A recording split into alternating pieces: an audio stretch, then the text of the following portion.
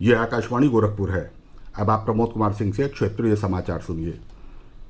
स्वतंत्रता की 75वीं वर्षगांठ पर आज़ादी का अमृत महोत्सव के अंतर्गत प्रादेशिक समाचार एकांश आकाशवाणी गोरखपुर विशेष प्रश्नोत्तरी कार्यक्रम का आयोजन कर रहा है।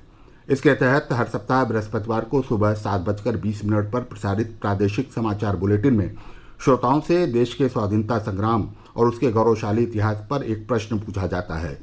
इस प्रश्न का सबसे पहले सही उत्तर भेजने वाले श्रोता के नाम की घोषणा अगले दिन शुक्रवार को समाचार बुलेटिन में की जाती है। आप भी हमारे इस क्विज का हिस्सा बन सकते हैं।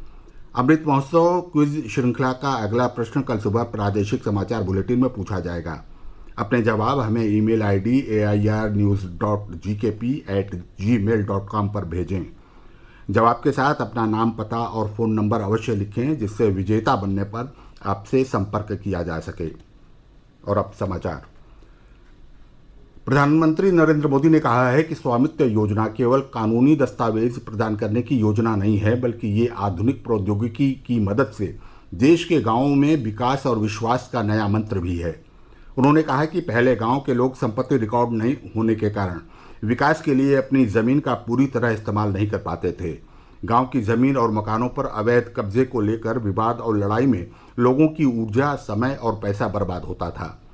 उन्होंने कहा कि प्रधानमंत्री स्वामित्व योजना इस दिशा में हमारे गांव के भाइयों और बहनों की बड़ी ताकत बनेगी।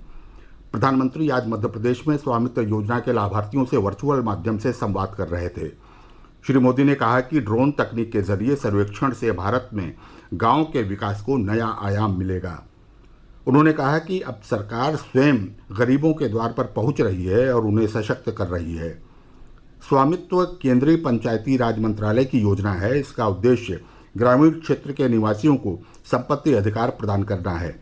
इस योजना से गांवों के निवासी शहरी क्षेत्रों की तरह ऋण और अन्य वित्तीय लाभ लेने के लिए संपत्ति का इस्तेमाल कर सकेंगे। इस योजना के अंतर्गत ड्रोन तकनीक के जरिए ग्रामीण क्षेत्रों में भूमि का सीमांकन किया जाता है। इस योजना से देश में ड्रोन निर्माण के तंत्र को भी बल मिला है। मुख्यमंत्री योगी आदित्यनाथ ने आज चंदौली जिले में 800 करोड़ रुपए से अधिक लागत की 144 परियोजनाओं का लोकार्पण और शिलान्यास किया। इन परियोजनाओं में 274 करोड़ रुपए की लागत से बनने वाले मेडिकल कॉलेज का शिलान्यास भी शामिल है। मुख्यमंत्री ने कहा कि चंदौली मेडिकल कॉलेज के निर्माण के बाद यहाँ के लोगों को स्थानीय स्तर पर ही बेहतर स्वास्थ्य सुविधाएं उपलब्ध होंगी। उन्होंने कहा कि इस मेडिकल कॉलेज में 500 बिस्तरों का अस्पताल बनेगा और लोगों को स्वास्थ्य की विश्वस्तरीय सेवाएं दी जाएंगी।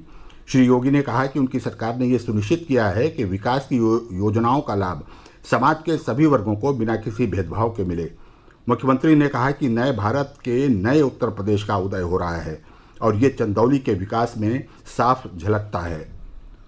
प्रदेश में कोविड रोधी टीके लगाने का कार्य तेज गति से चल रहा है।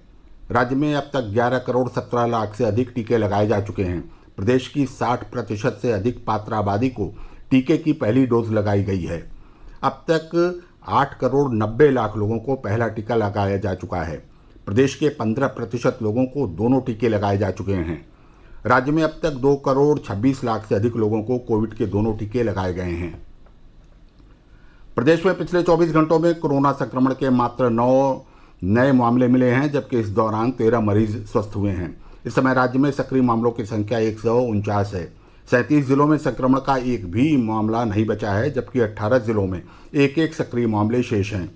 प्रदेश में कल 1,88,000 से अधिक नमूनों की जांच की गई, जिनमें से 69 जिलों में संक्रमण का एक भी नया मामला नहीं मिला।